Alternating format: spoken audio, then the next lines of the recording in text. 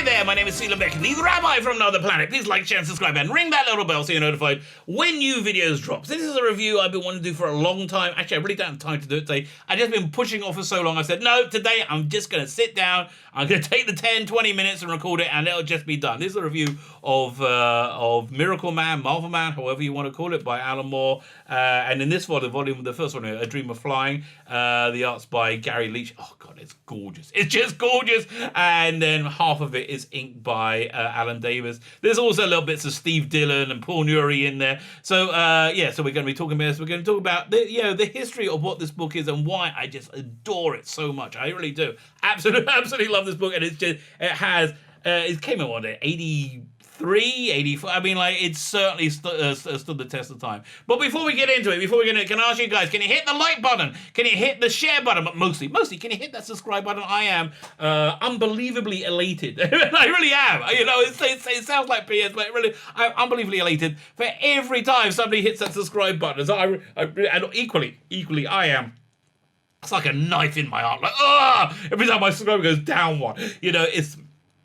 It's a very bad idea. This is just general good advice to you. It's a very bad idea to base your happiness on external factors. Don't do that. But I have done. So could you help me out? That would be absolutely fantastic. Thank you much. So hit the subscribe button. If you subscribe, you can enter my weekly competition. So the prize drawing for this is on Sunday, September 13th. I think this is probably going out on Saturday as well, September 13th. You have two prizes. Firstly, we have a bit of a, this is like the secondary prize. This is a Doctor Who card game. Now, I've never played this. I never really opened it. Don't know anything about it. I was given it by my neighbour, who's a toy manufacturer, who went to Toy Fairs. He always picks up little bits of freebie merch. And he knows I love Doctor Who. So he bought that back for me. Although I've been sitting my shelf for literally years and years, and I haven't haven't touched it. So I'd rather somebody else buy it and play it and enjoy it. But the main prize is this fantastic hardback graphic novel, Scarlet Trace. I forgot the name of it. Fortunately, I'm looking at the camera. Scarlet Traces, the great game by Ian Eddington and Disraeli. It's a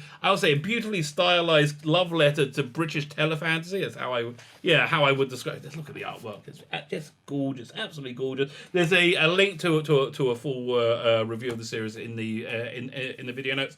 It's essentially a sequel to War of the Worlds. What would happen if the British government got their hands on all that Martian technology at the turn of the century from their failed invasion and reverse engineer it? And they did exactly what you expect the British to do with it. Not be very nice people. Fine. Very nice people. I think Animal probably is quite a nice person. He always seems so to me. So let's talk about MiracleMan. Now, MiracleMan or MarvelMan started life as basically a Captain Marvel ripoff. It might even been a tracing of the Marvel Captain Marvel family, right? It's and this one came out in the 50s. This was a comic book that Alan Moore read when he was a kid, and clearly he adored it, absolutely adored it. And when Warrior magazine happened in, well, again, early 80s, Warrior was a freaking awesome magazine. It was pitched as a more mature 2000 AD with more sophisticated stories. You had MarvelMan in it. You had V for Vendetta, Alan Moore's other great strip from it. You had Candor, Demon Stalk. You had Laser Racer and Press Button. Just an absolutely wonderful magazine. That lasted, I think 26 issues, 27, but it really was absolutely fantastic. So this is a story that thing that Alan Moore wanted to bring back, and he wanted to put on his modern interpretation. So, this is where comics really changed. This is where, the gritty 80s comics really changed.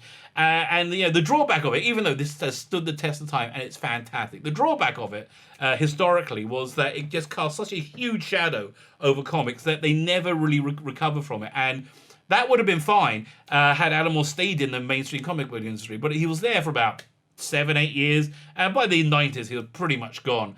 I think this is just one thing he would have wanted to do with comics. He spoke about other ways he wanted to progress. I think that would have been equally influential. He wanted to talk about wanting to get into the absurdity of comics that he loved as well, like the Bat-Mite and Bat-Dog, and just crazy stuff like that. And I think again, had the comic book industry not taken a huge steaming dump over him repeatedly, endlessly, we would have got tons of just incredible comics I would love to see. His Green Lantern run, for example, that never happened. I would love to have lived in that world, but alas, we don't. And I would have think comics would have progressed in rather than stagnated, I think, from his like gritty real world approach. So what does this gritty real world approach look like? I mean, firstly, the artwork. I think this is both penciled and inked by Garrity. So 82. It's set in 82. Must be when it came out. Just the artwork is phenomenal. Absolutely phenomenal. It's been recolored in this edition. Now, this edition, Alan Moore didn't want to have his name on it. It's like, I think he's created as the original writer or something. Like, he didn't want his name on it because he doesn't want Marvel, I think, or Disney profiting from his work. But I have to tell you, if you love comics, it's a bit. I would still recommend this volume. It's just because it just. I think this is a must-have addition to any comic book fan's library. And again, been recolored absolutely beautifully. So it starts off that Mike Moran, or Mike Moran, who I always thought are they saying he's moronic? He keeps having dreams of flying, dreams of being a superhero, and then blowing up and blowing up and waking up, and he's living a very drab, normal, everyday life. He's a reporter, and he goes to there's a demonstration by a nuclear reactor, and he's having these weird visions, and is actually making physically ill, and he sees the word atomic, and he sees it backwards in a mirror, I think, in the first 6 pages, right? This is like, I'm not really spoiling it at all. And he sees it backwards, and it spells was Kimota. Kimota was the name, the magic name, like the Captain Marvel, the magic name, he says, to turn into MarvelMan, MiracleMan. So, by the way, just the reason the name changed from MarvelMan to MiracleMan is because towards the end of the run, Marvel Comics sued Warrior for using their name, MarvelMan. So they and that essentially ended the strip for many years until the magazine folded, and then it got resurrected by Eclipse Comics in the 90s and finished off there. But they had to do it under the name MiracleMan. So it's what's it called? MarvelMan, MiracleMan. Potato.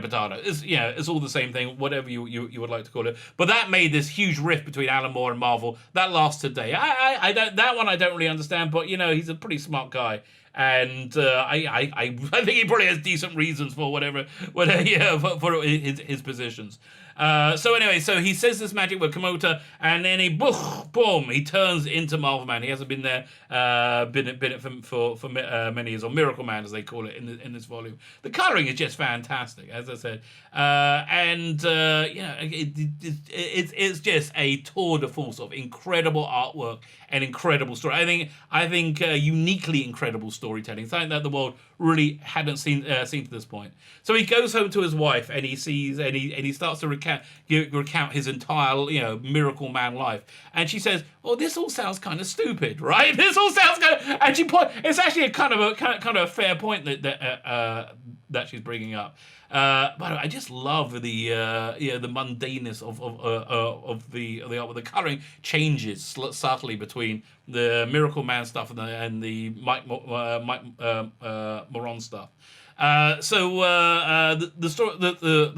story progresses. There were 3 people in the MiracleMan family. There was MiracleMan, young MiracleMan, and Kid MiracleMan. So Kid MiracleMan was about an 8-year-old kid, and he's still around. He is still there, and he basically becomes the big bad, the villain for this. Spoilers. The villain for this. I would say this book, the semi-villain for this book, but ultimately for the series. In book 3, he comes back in terrifying detail. But yeah, so this is where we get like the first super fight, and it's just gorgeous. I love this visual storytelling. Let me zoom in on a bit so we can see it. We have like him floating down this corridor, and he meets his receptionist, and he picks her up, and in full villainous detail, lasers her brain out. So he is a completely amoral character.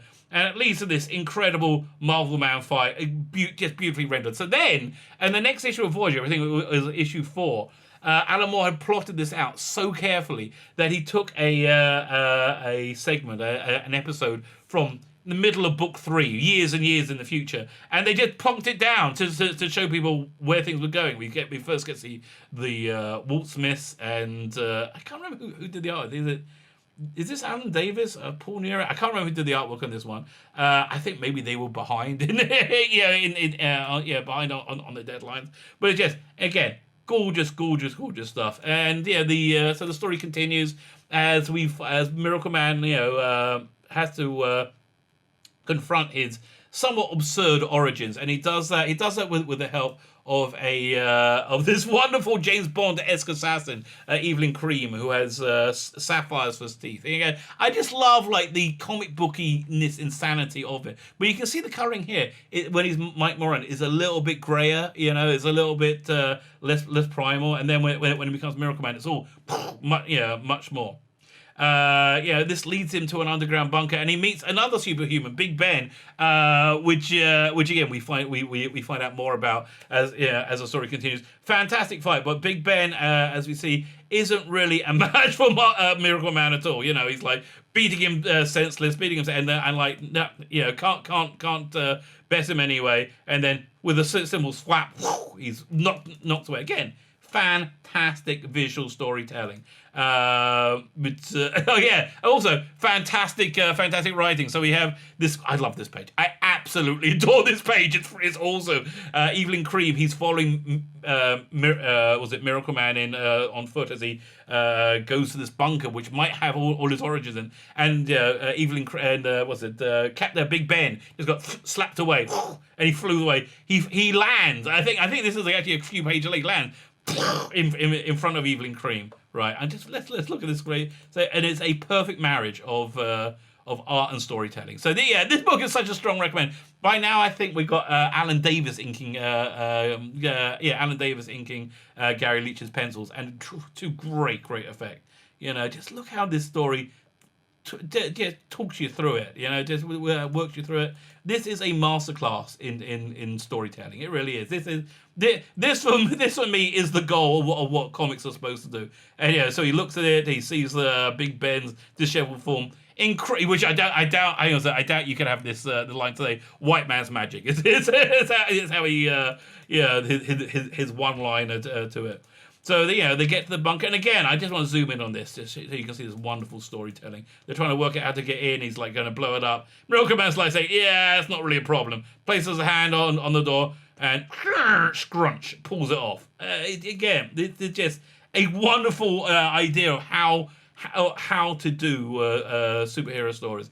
And then, as Alan Moore does, he comes and he retells the origin of MiracleMan, making him not entirely happy. So we got a bunch of bonus stuff in this book as well. We got this. They have a few like backup strips. There's this really fun little strip where after his assault on this bunker, a couple of cleaners have to come and clean up, which I just really like. And you get tons and tons of bonus material. Let me just find it over here. Got all this stuff. You got the pencils going.